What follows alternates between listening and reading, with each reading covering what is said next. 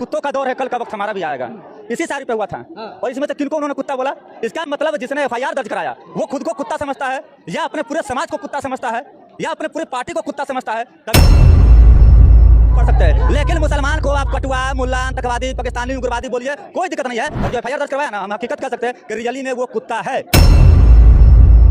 जय हिंद दोस्तों, अगर आप में सच सुनने की अगर सलाहियत है, अगर सच सुनने की अगर हिम्मत है आप में, तो ये वीडियो के एंड तक ज़रूर देखिएगा।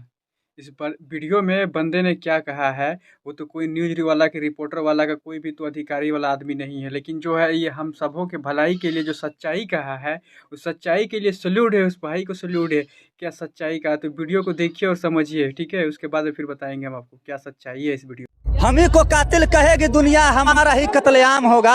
हम ही कुएं खोदते फिरेंगे, हम ही पे पानी हराम होगा। अगर यही ज़हनियत रही इस देश में तो हमें नहीं लगता है कि कोई अब्दुल हमीद और कोई एपीजे अब्दुल कलाम होगा। आज कुत्तों का दौर है, कल का वक्त हमारा भी आएगा। इसी साड़ी पे हुआ था। और इसमें से किनको उन्होंने कुत्ता बोला, इसका मतलब जिसने एफआईआर दर्ज कराया वो खुद को कुत्ता समझता है, या अपने पूरे समाज को कुत्ता समझता है, या अपने पूरे पार्टी को कुत्ता समझता है, तभी तो एफआईआर करवाया। आखिर इस शायरी में हमने किसी का नाम लिया कि इस देश में आप एक शायरी भी नहीं पढ़ सकते, लेकिन मुसलमान को आप कटुआ, मुल्ला, आतंकवादी, पाकिस्तानी, उग्रवादी बोलिए, कोई दिक्कत नहीं है। और जो एफआईआर दर्ज करवाया ना, हम हकीकत कह सकते हैं कि रियली में वो कुत्ता है। क्योंकि अगर कुत्ता नहीं रहता तो कुत्ता कहने पर उसको बुरा क्यों लगा? नाम तो नहीं लिया उसमें, अजहरी साहब ने किसी का नाम लिया। मुसलमान होना भी इस देश में गुनाह हो गया है, आप मानिए या मत मानिए। इस देश में मुसलमान हमारा भी दौर आएगा। इसमें किसका नाम लिया उन्होंने?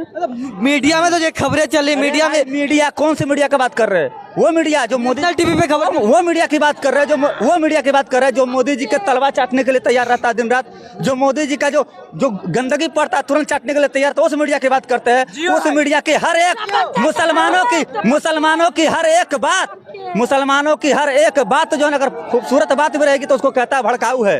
और उसका भड़काऊ बात भी लगता है कि उसका दामाद है, नहीं दिखाता। रमेश बिदोड़ी को कितना बार इसने दिखाया बताइए? जिस रमेश बिदोड़ी ने संसद भवन में खड़ा होकर बोला था कटुआ, मुल्ला, आतंकवादी, उस रमेश बिदोड़ी पर कितना एफआईआर दर्ज हुआ? उस रमेश बिदोड़ी को किसने गिरफ्तार किया? भरी सदन में मुसलमानों को गाली दिया, उसको किसने गाली, कुछ किसने क्या कर लिया, किसने अरेस्ट करा दिया? लेकिन मौलाना मुफ्ती अजहरी साहब मुसलमान है। मुसलमान होना भी इस देश में गुनाह हो गया है, आप मानिए या मत मानिए।